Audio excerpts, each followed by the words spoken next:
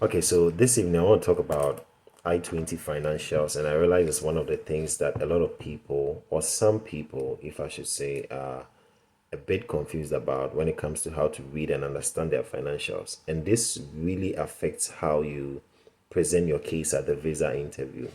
So I want to take you through how to read your financials, how to understand it, how to know the deficits that you have, the deficit that you don't have, in order to be able to present your case well, and talk like someone who understands your financials, so that visa interview officer or the visa officer will be well convinced that you understand what you're doing and you're not going to struggle when you come to the US. Because I think that one of the reasons why a lot of people get rejected is that they don't want you to struggle financially, and from the financials you've provided, you are likely going to struggle based on what you have shown them. Okay, so and sometimes they want to face reality that someone sponsoring you is not going to take all their money, it's not going to cash out all their bank account to pay for your school fees. Okay, so they try to reason through and be like, no. So one of the things that will really help you is if you have funding. If you have funding, really goes a long way to help you. So I want to touch on how to read your I-20 and understand the financials. All right, so let's get to the drawing board. So right here, I have a sample of an I-20. So we'll try and use this sample to do the demonstration. Now, the left side, when you see the I-20, this is what you're going to see. You're going to see something like this. You're going to see financials as a portion or a table in there. And the I-20 comes in after you have submitted your bank statement. And the bank statement is submitted after you have received your admission. Okay, your admission offer. So it goes like this: admission letter, right? Admission letter comes in showing the amount they are going to be giving you. Most of them shows the amount they are going to be giving you. Okay, and then you do your calculations. This one is personal calculations, and then you send in your bank statement.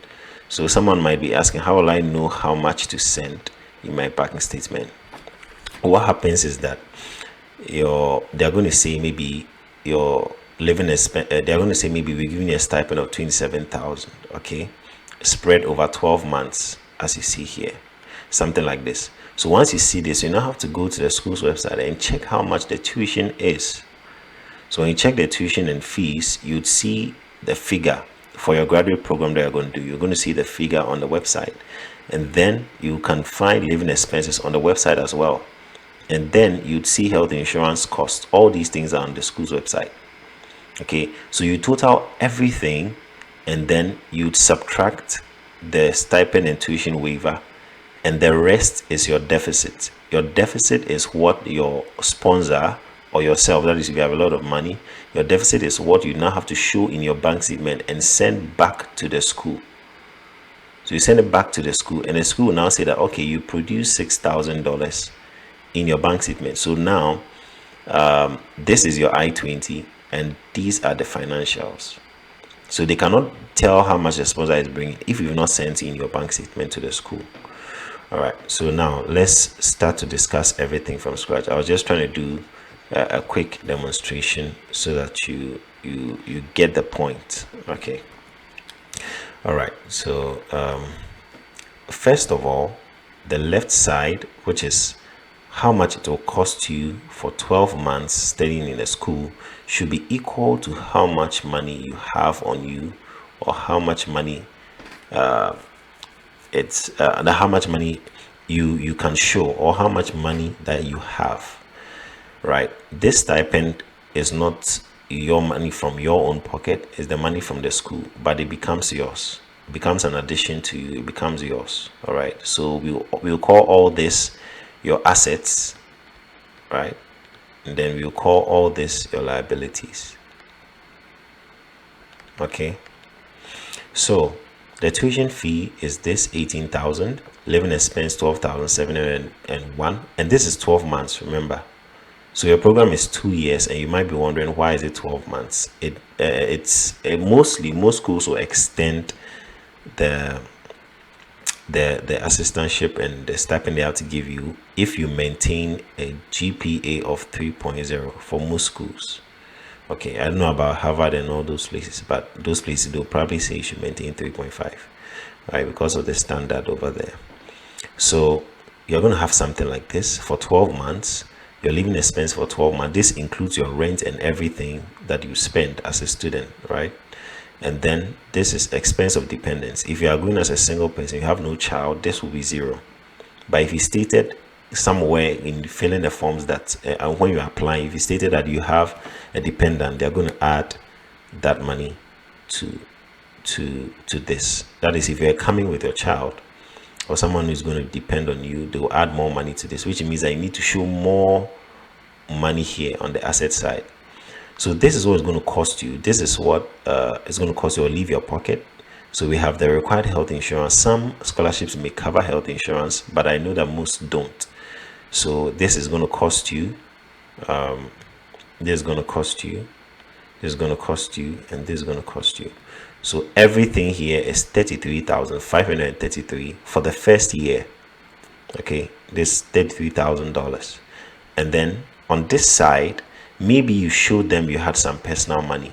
So personal funds, you showed maybe $250, maybe, right? So if your sponsor is taking care of everything, then you will not have to show any personal funds. But let's say you want to help your sponsor and then you have some money on you, you can add the two bank statements, both yours and then the sponsors. But if not, you can go with just the sponsor's money. And then the stipend and tuition waiver they are giving you is $27,120. So that 27,000, I'll take my calculator here. 27,120, right? Divided by 12 months. It means that every month they will be giving you a stipend of what? Of 2,260 every month, right? This is based on this. This is a sample, okay? So this is what they'll be giving you, and then before the sponsor sent in the $6,163, remember the total here was $33,533. So you had to balance that amount.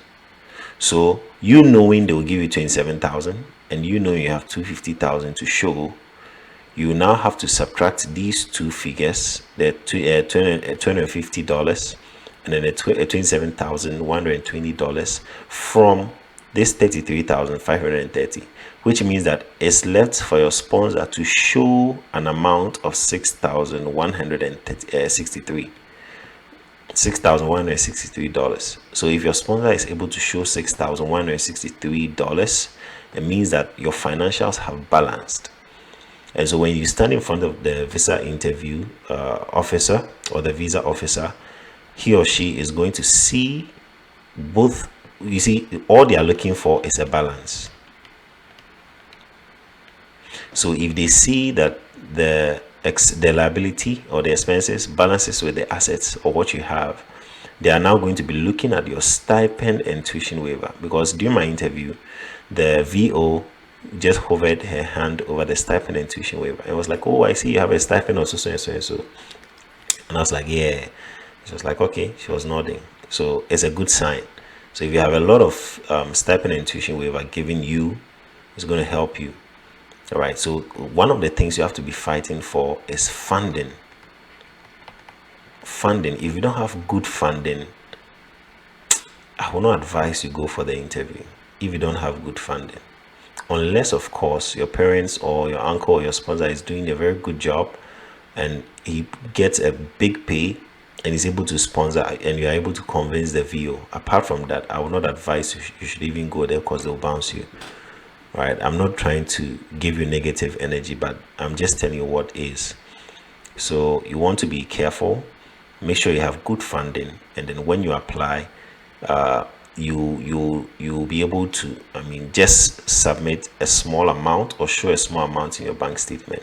Sometimes the stipend and tuition waiver can be say 40,000, right? 40k. If it's 40k, it means that it's more than the amount, your expenses, and this is like a good sign, an excellent sign. Okay, because your assets are more than your liabilities. And if your sponsor can't show, some schools will not even issue the I-20 if your sponsor cannot show the amount to balance your expenses. But if the school still issues you an I-20, you have a deficit, and the deficit, you have to know how to defend your deficit.